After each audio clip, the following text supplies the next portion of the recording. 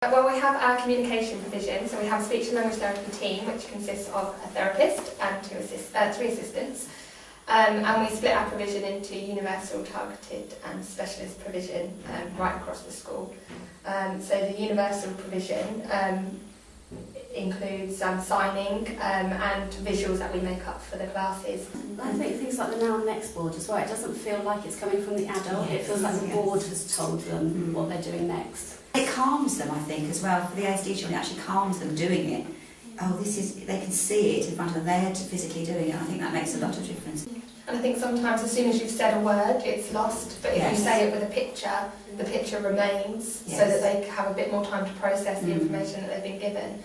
One-to-one, normally, and in the classroom, working on very particular skills or very particular issues with people. So there's one people that Kelly's involved he uses a high-tech communication aid, so I've been involved with the choosing of that and the software that he uses, organising the professionals to come in for mounting and training of staff and parents, and obviously of the young man as well.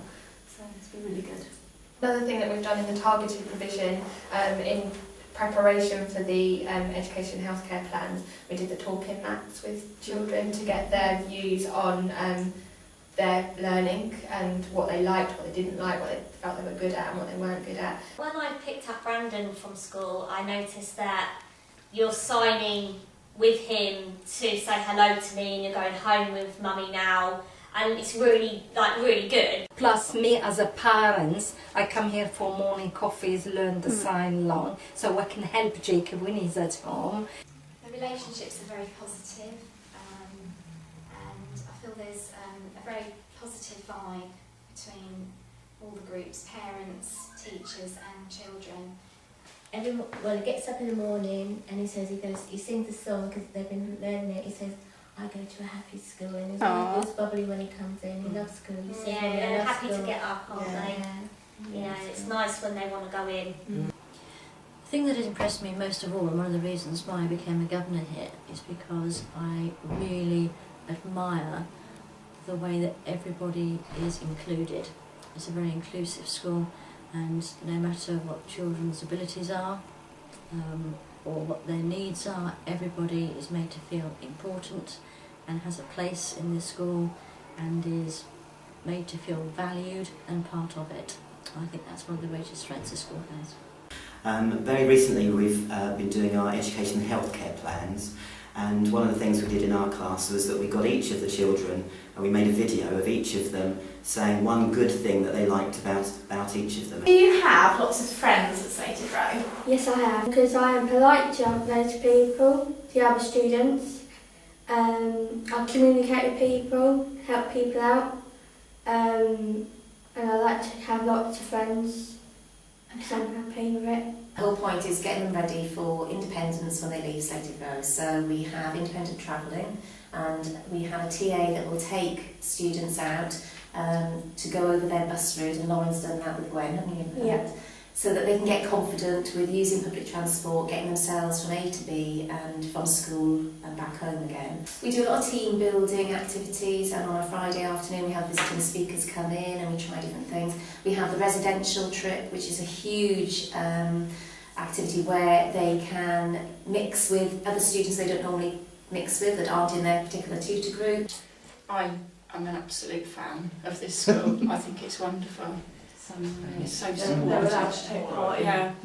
You do so many lovely things, and you feel such a warmth when you walk in. That's how I feel. Well, we get levels which are like, so there's 100 ticks that we need to get done. So there's a bronze one, there's a silver one, and there's a gold one. You get to see Mr. Bud, and he'll put your photo on the next level to complete. Then if you get to gold, you'll get a prize from Mr. Bud, and then he'll just put your name on the gold thing. That's it really. Like, so you have to good behaviour, teamwork and concentrating. The reward scheme is adapted for each key stage to be age appropriate, to be motivating. This is then individualised where needed. We've introduced celebration assemblies at the end of each term, where pupils really feel valued, and it's a great celebration of all they've achieved.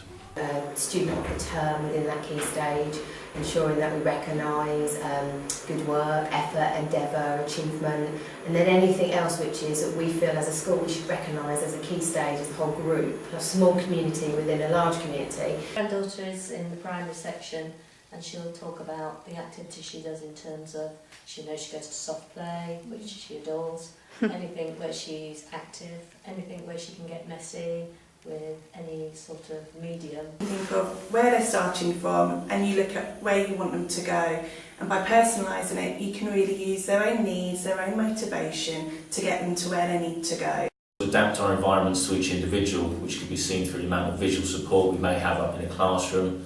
For example, the written word supported by photos, objects or symbols. We have links with the local community. We look to have opportunities beyond our own school, from visits, activities in our local area. The connected world applies with the older children. They are actually ready now to email, to interact with their peers. E-twinning projects where the students are communicating with colleagues, some in England, but majority in Europe. It's mostly Skype or Facebook or Twitter or Snapchat. We've got a really good provision at Slated Row for its dentist schools.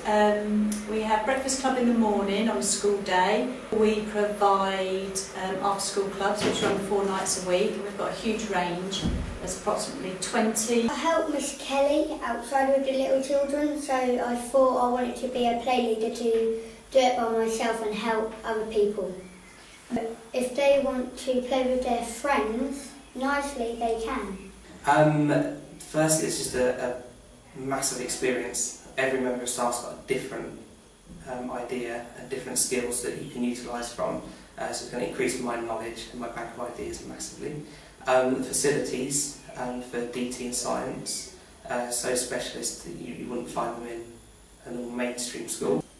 Teaching and learning is all about looking forward, looking about improving, looking about refining. Right, so what we do as a leadership team is we do lots of walkthroughs, but we do lots of collaborative working with our teams.